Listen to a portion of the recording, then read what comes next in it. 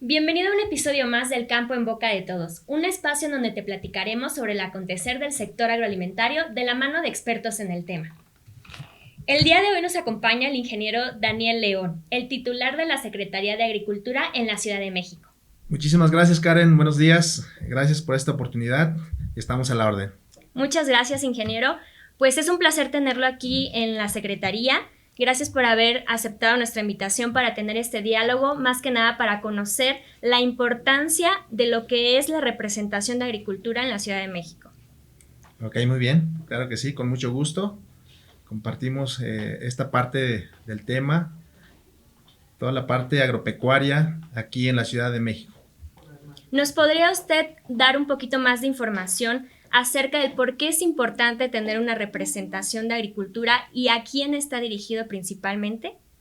Claro que sí. En la parte de la importancia de tener una representación de agricultura en la Ciudad de México, obedece a la parte de representar básicamente a agricultura en cada entidad. Como es de tu conocimiento, a nivel nacional existen 33 oficinas de representación, una en la región lagunera y por supuesto estamos también aquí en la Ciudad de México, más que nada para cumplir con los objetivos inherentes al sector agropecuario aquí en la Ciudad de México. Muchas gracias. ¿Nos podría también mencionar cuáles son los cultivos principales que tenemos en esta región?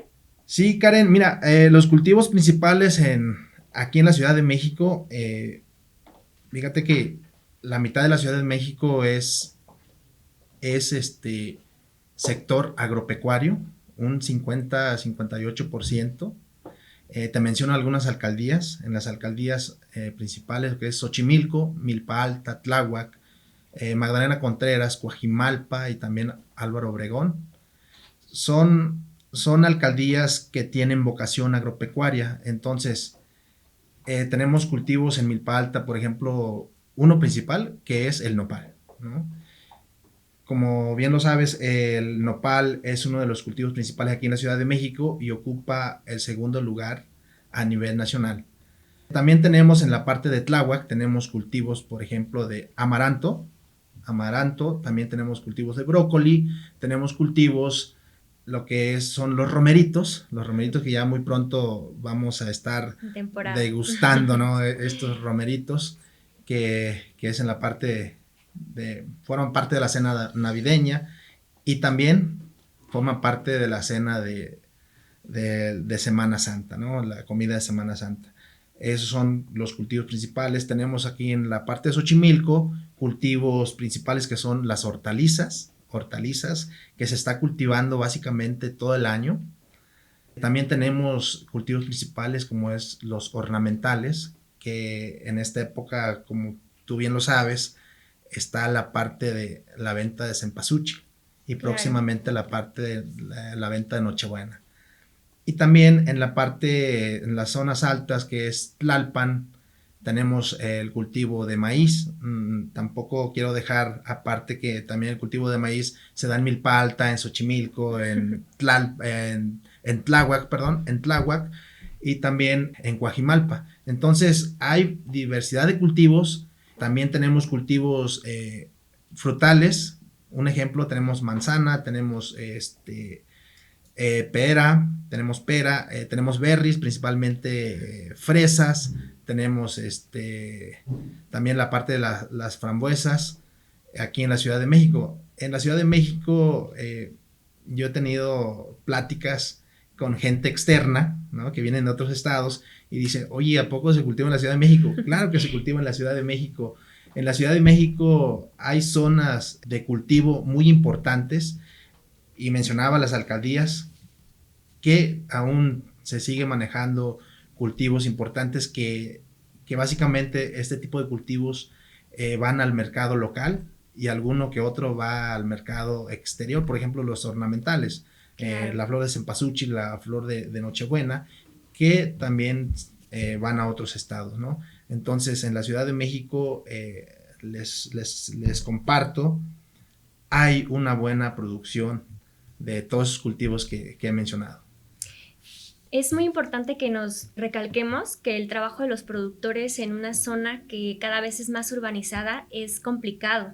Entonces, ¿cuáles son los retos que principalmente usted ha detectado en estos cultivos que nos ha mencionado? Existen un sinfín de retos yo he detectado junto con el equipo, la oficina de representación en la Ciudad de México, es esa parte de seguimiento que hay que darle a los productores. También nos aqueja o aqueja a los productores la parte del crecimiento urbano, ¿no? Que va invadiendo poco a poco las zonas de producción. Entonces es una parte que también aqueja mucho. Sin embargo, tenemos productores que están comprometidos y siguen comprometidos en seguir produciendo, ¿no? Claro. En la parte de alimentos principales, en la parte de hortalizas, maíz, maíz para grano, maíz para elote. Entonces, yo visualizo esta parte del reto, darle seguimiento puntual a los productores, en específico a los temas. Un ejemplo, te voy a dar un ejemplo. En la parte de producción de maíz. Para producir maíz debemos tener un suelo sano, debemos tener agua que nos sirva para riego y que no nos contamine nuestro producto, ¿no? Y también debemos de darle seguimiento en la parte de manejo integrado o manejo de plagas, enfermedades, ¿no? Y una vez de que tengamos ese manejo, ver la parte de comercialización y también algo que nosotros debemos de ver con los productores en la parte de transformación, darle un valor agregado al producto. Un ejemplo, te voy a dar un ejemplo. En la parte de producción de nopal, ¿no? Entonces, existen productores que ya le están dando ese valor agregado a su producto. Entonces, es algo que nosotros debemos de enfocarnos y darle un seguimiento puntual a los productores. Entonces, con lo que menciona ahorita, ¿usted considera que la vinculación es un proceso muy importante para lograr, en este caso, la autosuficiencia en los productores igual? Porque los vas a enseñar desde el primer proceso a cómo cultivar de la mejor manera sus suelos hasta la producción y luego la comercialización. Así es, en esta parte de vinculación juega un papel muy importante, porque ahora sí, como dicen, hay que trabajar en equipo es mejor, porque si uno se adentra solo, entonces a lo mejor sí logramos algunos resultados, pero no se mantiene. Entonces Claro. aquí la parte de vinculación es muy importante. Por ejemplo, podemos vincularnos con la parte de las universidades que tengan esta vocación de estudios, por ejemplo, en agronomía, en comercio, en transformación, tenemos ingenieros en alimentos. Entonces de ahí nosotros podemos ir cortando tela para poder darle seguimiento puntual a los productores. Entonces la parte de vinculación con instituciones, ya lo mencionaba, con instituciones académicas, con instituciones privadas, a lo mejor en la parte de grupos sociales, ¿no? Entonces ahí es donde nosotros podemos darle seguimiento para tener un mejor resultado y tener atendido a nuestros productores. ¿Cómo ha visto usted la participación de los jóvenes en cuanto a los procesos agrícolas? ¿Es cada vez más? ¿Se ha reducido? Desafortunadamente, en este tema, la participación de los jóvenes se ha ido mermando, ha ido disminuyendo por muchísimas situaciones, ¿no? No quisiera meterme en situaciones puntuales, pero sí, a lo mejor por la parte de jóvenes que ya no les interesa regresar al campo porque se fueron a estudiar alguna carrera, etcétera, ¿no? Entonces eso ha ido mermando en la parte de la producción, el seguimiento de la producción, ¿no? A lo mejor los padres de estos jóvenes en algún tiempo producían cierta cantidad, digamos en toneladas, en kilogramos, y que ahorita va disminuyendo porque ya no tiene esa mano de obra, ¿no? Que a lo mejor le apoyaba el hijo o la hija, que también ahorita se están metiendo mucho la parte femenina a la producción, ¿no? Entonces, ¿cómo podemos nosotros hacer para que siga esta parte, ¿no? justamente hablamos de la vinculación. En la parte de vinculación podemos ver con universidades, un ejemplo donde tengan agrónomos, estudiantes para agrónomos. Ahí es donde nosotros podemos entrar, ¿no? Un ejemplo claro, tenemos en la oficina de representación alumnos que estudiaron agronomía, que están prestando servicio social. Entonces es como nosotros podemos vincular o hacer llegar a los productores. ¿Para qué? Para que los alumnos o futuros profesionistas ahora sí que le agarren amor al arte, ¿no? Claro, sí. Ahora, como dicen ahí, de la vista nace el amor. Entonces, estos muchachos que están ya próximos a egresar, vayan a las unidades de producción, vean la problemática y entonces entiendan de manera general, puntual, lo que está pasando en nuestro campo, ¿no? Entonces yo digo que ahí es una gran área de oportunidad que nosotros podemos manejar, ¿no? Y llevar a cabo de manera conjunta, vinculándonos con las instituciones.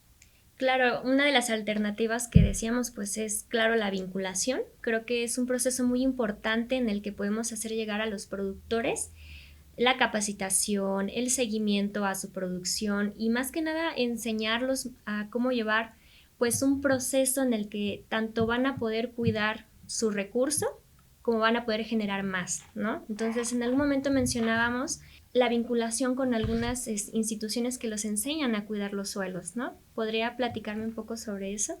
En la Ciudad de México, en la oficina de representación, justamente estamos dando seguimiento a un tema que deriva de la estrategia de recuperación de suelos, la ENASAS, y dentro de la ENASAS hay un punto específico en la parte de doctores de los suelos. Afortunadamente, aquí en la Ciudad de México ya tenemos 32 productores certificados en doctores de los suelos, ¿no?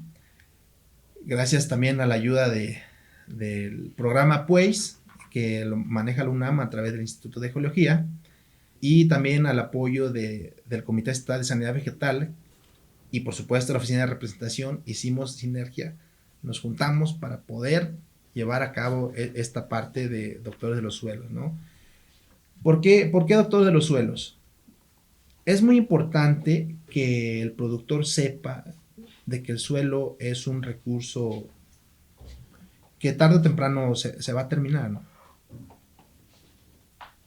Entonces, importantísimo hacerles llegar, a capacitarlos, hacerles entrar en esta parte, que agarren la inquietud de decir, oye, mi suelo ya no está produciendo igual que hace 10 años. ¿Qué se puede hacer, no? Entonces, ¿qué podemos hacer? Uh-huh.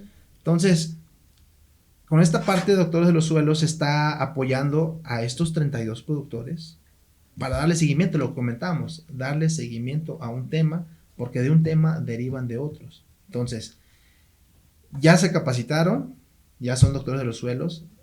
Ahorita con el apoyo del INIFAP a las capacitaciones para bioinsumos, en esta parte ya se capacitaron nuevamente a estos doctores de los suelos. Estamos complementando y que ellos vayan viendo cómo es que pueden regenerar su suelo, evitar que se erosione, y justamente también algo muy importante, seguirlo contaminando, ¿no? Con la parte de productos químicos, ¿no? Aquí la parte se busca la sustentabilidad de los suelos.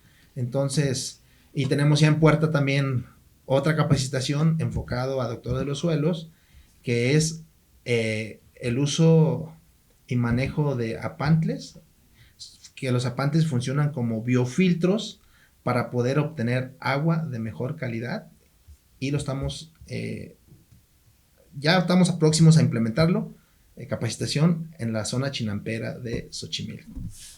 No, pues todo esto que nos comenta sí nos abre un panorama también en cuanto a cómo podemos producir haciendo toda esa sinergia con las demás instituciones, ¿no? Yo creo que lo que nos hace falta mucho en lo que viene siendo el campo es ese trabajo en equipo, porque muchas veces tenemos el conocimiento, pero nos hace falta trasladarlo a donde realmente se necesita, ¿no? Entonces, pues lo felicito ese trabajo que se está realizando de vinculación. Creo que es una oportunidad muy grande para lograr, pues en este caso, mejores producciones y resultados, ¿no? Pasando un poco a lo que viene siendo el trabajo con los pueblos originarios, todas estas iniciativas que ustedes han implementado, estas nuevas formas de trabajar, han sido aceptadas de las mejores maneras, algunos retos que hayan presentado y pues más que nada experiencias que ya hayan tenido. Y fíjate, en la parte del tema de pueblos originarios y cómo han aceptado esta parte del reto que nosotros tenemos como oficina de representación en seguir implementando, porque esto que estamos implementando, eso ya se venía trabajando años atrás, ¿no? Nuestros antepasados, nuestros ancestros manejaban este tipo de manejo de cultivos. Claro. Un claro ejemplo está, en la Ciudad de México aún se maneja el sistema milpa. El sistema milpa, como tú lo sabes, es tener maíz, tener frijol y tener calabaza, ¿no? Entonces, esta parte que nosotros estamos implementando en utilizar bioinsumos, eso se hacía años atrás, ¿no?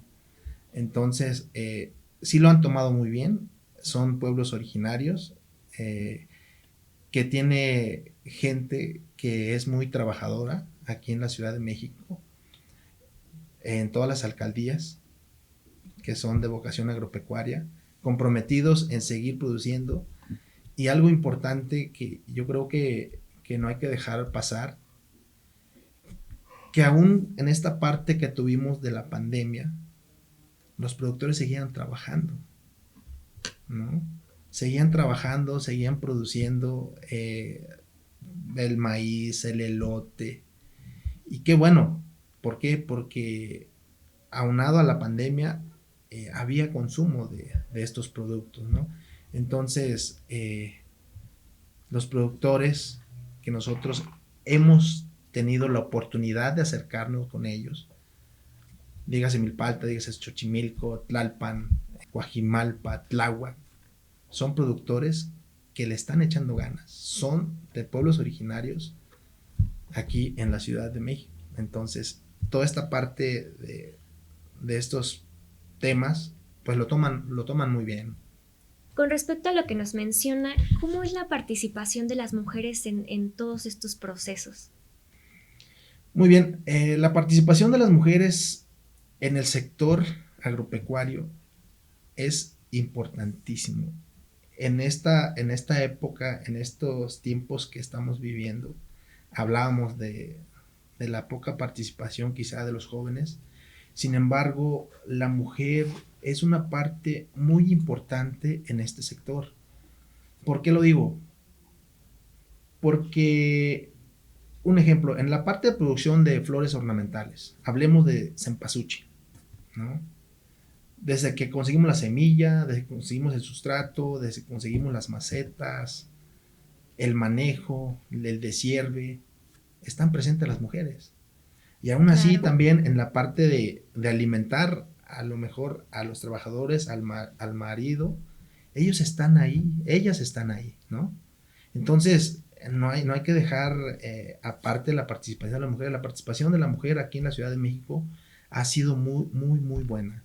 Muy buena, tan es así que hemos conocido a mujeres comprometidas en la parte de doctores de los suelos. La mitad de los certificados son mujeres. Entonces, hay una buena respuesta por parte de las mujeres en las actividades en el sector. No, pues eso es muy importante recalcarlo porque considero que cada vez más se están incluyendo las mujeres en estas actividades que, bueno, usted bien lo decía, que ya estaban presentes, pero ahora con más fuerza, porque ahora se están capacitando más, están aprendiendo más de cursos, tienen esa iniciativa a veces hasta de darle el valor agregado a lo que sus familiares cosechan en el campo, ¿no? Porque en algunas regiones sí se da mucho en el que, bueno, tenemos la fruta, se está desperdiciando y las mujeres fueron las que dieron la iniciativa de darle ese valor agregado a ese producto que en su momento se estaba desperdiciando, ¿no? Entonces, muchas gracias por mencionar que al menos en la Ciudad de México se está trabajando muy bien y se está impulsando en este caso lo que vienen siendo a las mujeres en el campo, ¿no? Tocó el tema de las flores de cempasúchil. Es algo que por estas fechas es muy importante, pues en este caso, comentar. ¿Nos puede mencionar cómo es el proceso o en qué fechas inicia la siembra, la cosecha y en qué fechas más o menos pues ya va a estar al 100% la producción? Claro que sí, mira, aquí se manejan varias fechas, dependiendo del productor, de cuándo quiere sacar su cultivo o el producto final.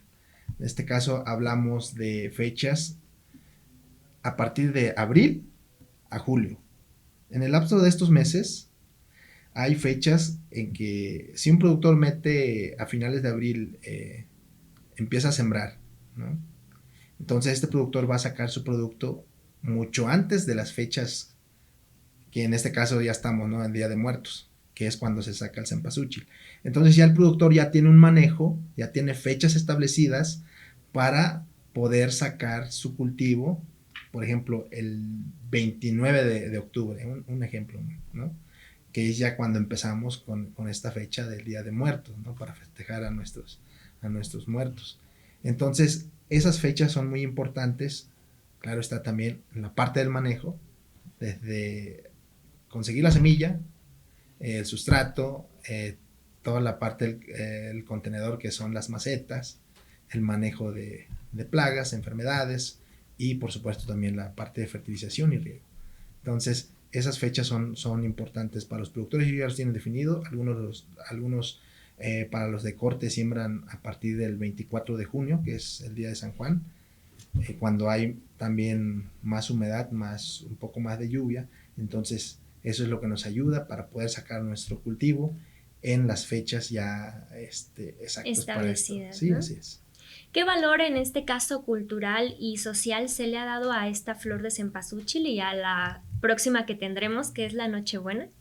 No, claro, en la parte de nuestra cultura como mexicanos, la flor de cempasúchil tiene un valor, no hablemos de precios, sino que un valor sentimental, ¿no?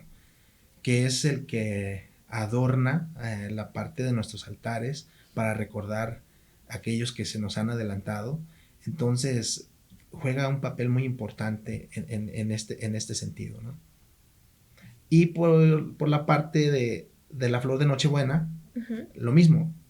Tenemos un arraigado esta parte de la parte sentimental, de los colores tan hermosos de la parte de Nochebuena. Entonces que lo utilizamos para Navidad y por supuesto también para Año Nuevo, ¿no? Para adornar, completar el adorno de Navidad, ¿no? Claro. Así es. En temas generales, las expectativas de producción de la Ciudad de México en este año han sido superadas en cuestión pues del año pasado, de problemáticas que se han afrontado y se han superado. ¿Cómo usted ha visto esta evolución del campo en la Ciudad de México a través de este tiempo que usted ha estado en representación? Afortunadamente, para este año se espera un aumento en la producción. Te menciono en la parte del amaranto, un ejemplo, en la parte del amaranto, que es un cultivo que se ha ido preservando aquí en la Ciudad de México. El año pasado se obtuvo una buena producción, hace 2 años igual, una buena producción. Desafortunadamente, pues en la parte de la pandemia mermó, ahora sí que en la parte de comercialización, ¿no? Claro, sí. Pero afortunadamente ya para este año hay buenas expectativas de crecimiento, tanto en producción y tanto en comercialización, ¿no? Entonces, hay buenas expectativas. Esperemos que en este año en la parte de la venta de cempasúchil sea todo un éxito y por supuesto en la parte de Nochebuena también sea todo un éxito porque sí hay aumento de producción. ¿Cuáles son las delegaciones principales en producción de flor de cempasúchil y Nochebuena? Tenemos principalmente Xochimilco. Xochimilco. Xochimilco es también el fuerte en la parte de ornamentales. También tenemos a Tláhuac, que también es fuerte en la parte de ornamentales. Por supuesto, no hay que dejar atrás a la parte de Milpa Alta, Coajimalpa, Tlalpan, Magdalena Contreras y Álvaro Obregón. Pero sí, los principales son Xochimilco, Tláhuac, Milpa Alta y Tlalpan, que producen, ahorita estamos con los cempasúchil, viene la Nochebuena, posteriormente viene el tulipán holandés para el 14 de febrero. También tenemos rosa, también para esas fechas, y por supuesto para el 10 de mayo, ¿no? Entonces, por eso te decía que en la Ciudad de México no deja de producir, siempre claro. está activo, ¿no? En la parte de producción, tanto de hortalizas, ornamentales, granos, básicos. Todo el año, ¿no? Tenemos una producción amplia. Así es, todo el año tenemos una producción muy amplia de diferentes cultivos que te mencionaba ya anteriormente. Claro. Como sabemos, la Ciudad de México tiene una gastronomía muy rica y en este caso muy complementaria a otros estados, pero ¿cuál sería usted la gastronomía más típica que podría mencionar? Pues que lleve los componentes de agricultura, ¿no? Que tenemos aquí en producción en la ciudad.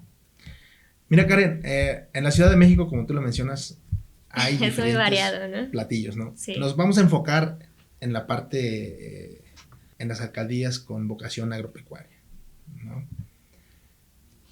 Uno de los platillos, digámoslo así, la parte de los tlacoyos, los famosos tlacoyos.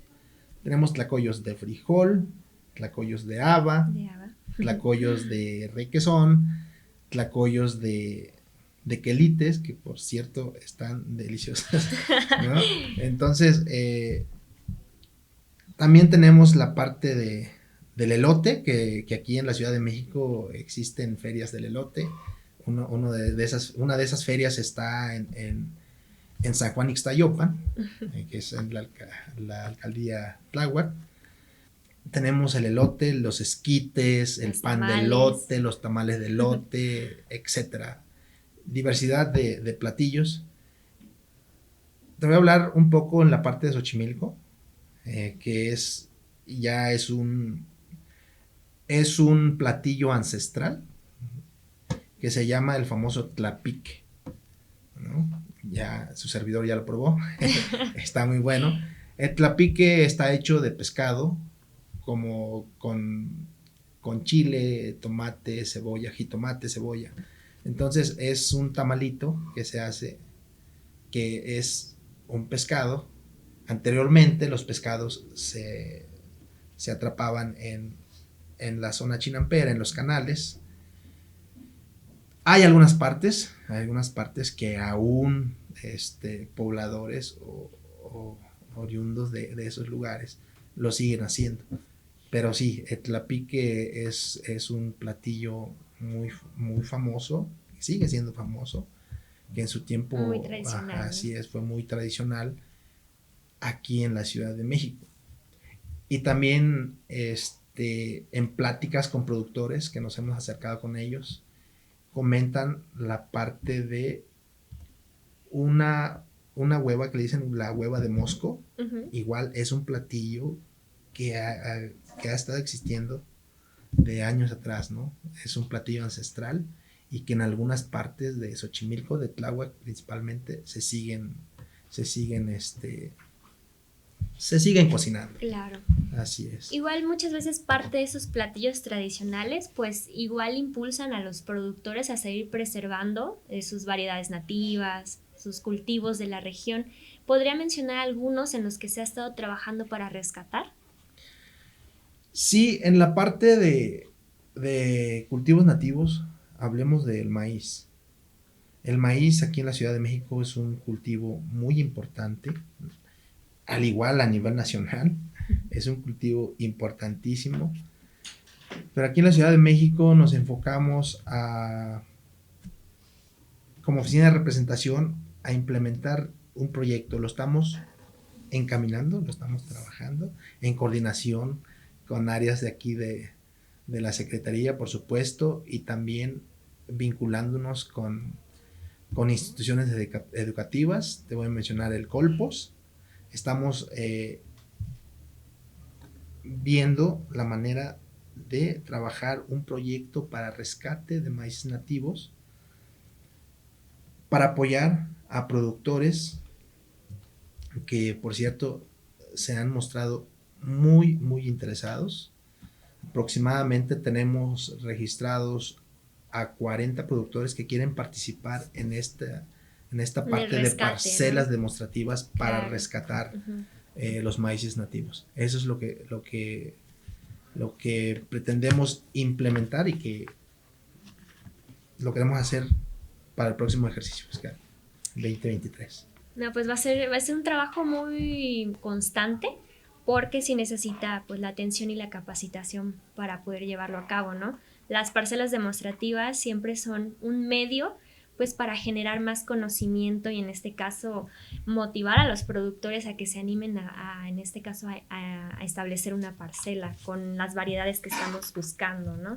Entonces, siguiendo con esta pequeña charla que tenemos, ¿usted cómo visualiza a la Ciudad de México en cuanto a producción dentro de los próximos años?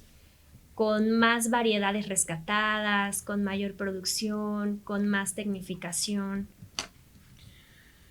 En esta parte, te soy sincero, es necesario seguir trabajando para poder llegar a esos puntos que tú mencionas. Trabajar arduamente de la mano con los productores y también haciendo vinculación con instituciones, ya sea privadas, estatales e instituciones sociales, ¿no? Asociaciones civiles son un punto importante para poder impulsar y seguir produciendo en la Ciudad de México. Y quiero ser objetivo, claro que sí. Yo veo en la Ciudad de México seguir produciendo, ¿no? Esta parte que ellos tienen, la parte de ornamentales, en frutales, en hortalizas, en todos los cultivos, en granos básicos, ¿no? Entonces, yo quiero ser objetivo y sí, yo veo a la Ciudad de México en esta parte de seguir produciendo. Y si vienen tecnologías, claro que sí se puede. Un ejemplo en las zonas chinamperas, ¿no? Entonces ahí podemos implementar varias tecnologías. Un ejemplo que se puede trabajar ahí es en la parte de manejo de aguas, ¿no? ¿Para qué? Para tener cultivos inocuos y que tenga menos contaminación, ¿no? Y que aproveches el recurso que se tiene. Claro que, ¿no? Sí. Uh-huh. En la Ciudad de México los productores lo que hacen es aprovechar al máximo el recurso con los que cuentan. Entonces hay que darle ese pequeño impulso o un gran impulso también, claro, ¿no? Para que sigan produciendo, para que no se desanimen. Claro, porque parte importante de todo esto es lograr una agricultura sostenible en el que el productor pueda lograr el cuidado de sus recursos, suelo, agua, y aparte obtener pues un buen rendimiento en su producción, ¿no? Que sería lo ideal y lo que estamos buscando. Rescatemos un poco lo que viene siendo el valor agregado en los productos en cuanto a los cultivos y en este caso en el sector pecuario y acuícola. ¿Se tiene algún producto de referencia que podamos mencionar? Aquí en la Ciudad de México también es muy conocido la parte de la barbacoa. Entonces tenemos alcaldías con vocación pecuaria donde tenemos ubicados unidades de producción de ovinos. Por ejemplo, en la parte de Milpa Alta, en la parte de Tlalpan, y la parte de Coajimalpa, ¿no? Entonces, hay productores pecuarios, también hay productores y productoras que manejan la parte de producción de huevo de manera agroecológica, ¿no? Entonces tenemos ubicados. Igual también hay productoras en la parte de apícola. Claro. Entonces hay una gran diversidad en la parte pecuaria y por supuesto no dejemos atrás en la parte de los dinamos. Aquí en Magdalena Contreras tenemos criaderos de trucha para engorda, para los visitantes, para los turistas. Entonces en la Ciudad de México no solo es agrícola, sino que también hay zonas pecuarias, ¿no? Entonces, eso habla muy bien de la gente que dice que llega aquí a la Ciudad de México y dice que se cultiva en el asfalto, discúlpame. ¿Dónde, no? Claro, sí tenemos tenemos ¿no? donde, ahora sí que de dónde agarrar, ¿no? Claro. Así es. Pues bueno, creo que hemos tocado temas muy importantes. Rescatemos un poco sobre el trabajo que se ha venido realizando para afrontar la alza de fertilizantes y en este caso, ¿qué alternativas se han propuesto para pues, mejorar el rendimiento de las parcelas de los productores sin utilizar tantos agroquímicos y pues en este caso una fertilización más orgánica, ¿no? Ok, muy bien. El trabajo que se ha estado haciendo en la oficina de representación es en la parte de capacitaciones, lo que mencionaba en un momento, el apoyo que nos brindó el INIFAP a través de las gestiones, claro está, de oficinas centrales, gestiones de la representación, para que pudieran acercar a los productores y a técnicos, ¿no?, de las diferentes alcaldías de aquí de la Ciudad de México para la producción de bioinsumos. Y justamente la semana pasada fue la clausura de los dos grupos, tuvimos dos grupos, una de técnicos, donde participaron también personal de bienestar, servidores de la nación, que por cierto le están dando seguimiento también en la parte de producción para bienestar. Claro.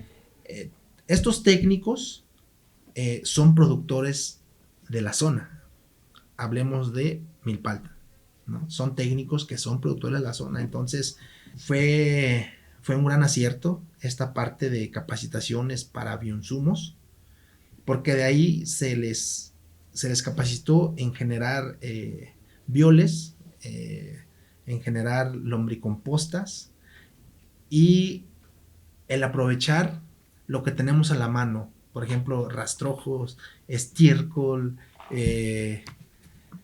melaza, etcétera, ¿no? Entonces, todos esos productos los utilizamos ahí y de ahí podemos obtener nuestros bioinsumos, que claro, justamente la parte de la alza de los fertilizantes vino a que nosotros viéramos, a que los productores vieran qué otras oportunidades hay para poder contrarrestar, ver las alternativas, ¿no? Y poder y seguir produciendo, hasta incluso de productos, digamos que a lo mejor libres de contaminación, ¿no? Muchas gracias, ingeniero Daniel. ¿Algunas palabras que le gustaría decirle a las personas que nos están viendo, a los productores que nos estén sintonizando igual? Claro que sí, Karen. No quisiera dejar pasar un tema que traigo, algo también muy importante antes de ir a las palabras, que traemos en la oficina de representación. Es en la parte de conservación de polinizadores. Nosotros como representación comprometidos con esta parte, enfocados en la estrategia y uso sustentable de polinizadores, la representación implementó un jardín para polinizadores. Entonces, este jardín ya está cumpliendo con su objetivo, ya que está trayendo diversos abejas, abejorros, diversos insectos, ¿no? Entonces, este tema lo estamos implementando ya en la alcaldía Tláhuac, ya es un avance, ya se implementó un jardín para polinizadores. Buscamos también la vinculación en la parte de instituciones de nivel medio superior y por supuesto de nivel superior para poder implementar esta parte de rescate y uso sustentable de los polinizadores, ¿no? Así es. Ingeniero Daniel, ¿usted nos podría comentar un poco más sobre los productos que tenemos en la Ciudad de México? Claro que sí, Karen. Mira, hay variedad de productos en la Ciudad de México. Hablábamos de varios cultivos, ¿no? El cultivo principal en la Ciudad de México también está el maíz para grano, el maíz para elote, ¿no? Del elote tenemos la feria del elote, esquites, pan de elote, tamales de elote. En la parte de producción de amaranto, tenemos lo que es el amaranto, de donde se derivan varios productos, ¿no? La famosa alegría, que muchos de nosotros conocemos, pero de ahí, ahora sí que la transformación, la variedad de productos que se pueden generar con el amaranto ya va de acuerdo a la imaginación del productor o del transformador. Claro. ¿No? Tenemos churritos, tenemos atole de amaranto, agua de amaranto, cerveza de amaranto. Por ejemplo, ahorita que está el Día de Muertos, estas fechas, tenemos calaveritas de amaranto, ¿no? En la parte de nopal, producción de nopal, tenemos salmueras, tenemos inclusive ya churritos de nopal también, tenemos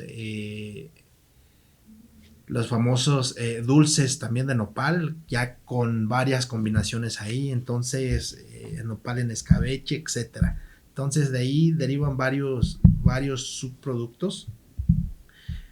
Hablábamos también en la parte de la producción pecuaria. En la producción pecuaria hablemos de la producción de trucha aquí en Magdalena Contreras, y no así también en algunas alcaldías, por ejemplo, que se tienen ubicadas producción de tilapia. Son muy pocos, claro está, son muy pocos en la parte de Milpa Alta, ¿no? Pero la principal zona es aquí en la parte de los dinamos, aquí en Magdalena Contreras, en donde se produce trucha principalmente para venta a turistas, a visitantes, ¿no? En esa zona, ¿no? Entonces ahí ahora sí que el turista, el visitante va, y ¿sabes qué?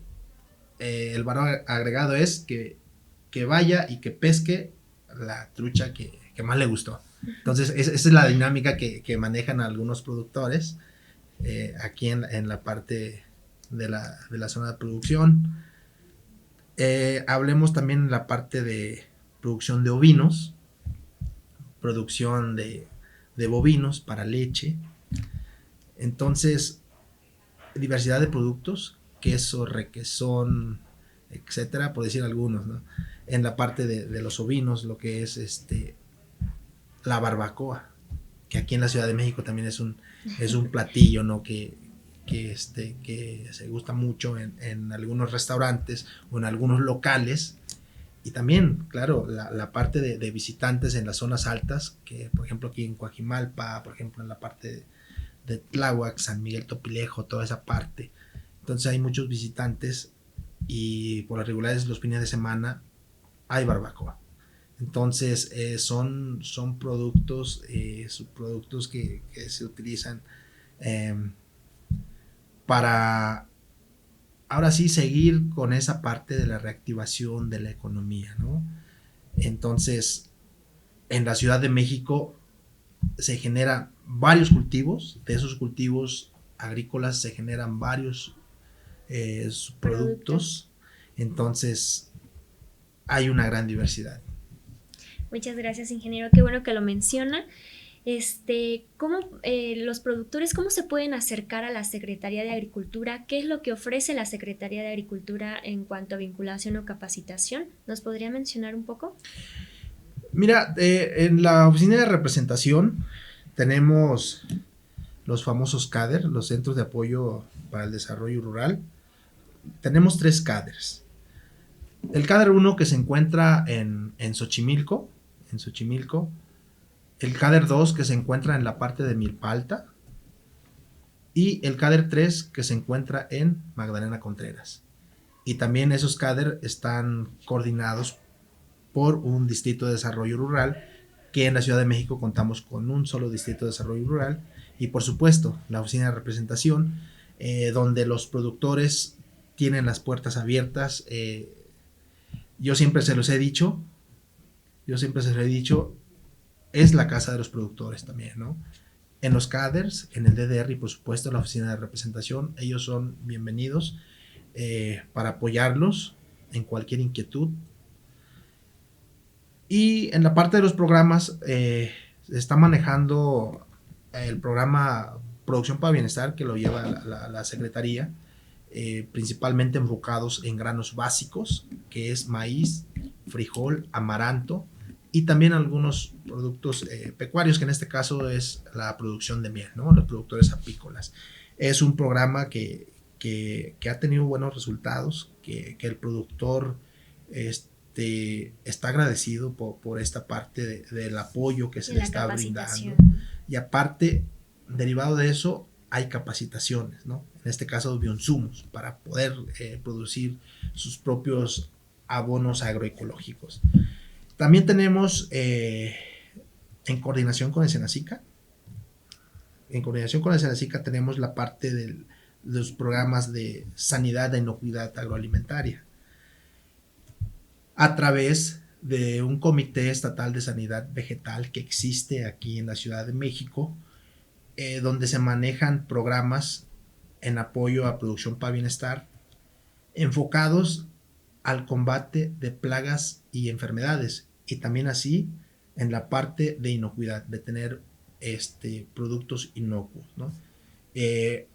Uso y manejo eficiente de agroquímicos, también hay esa parte, ¿no? De que existan límites máximos de residuos.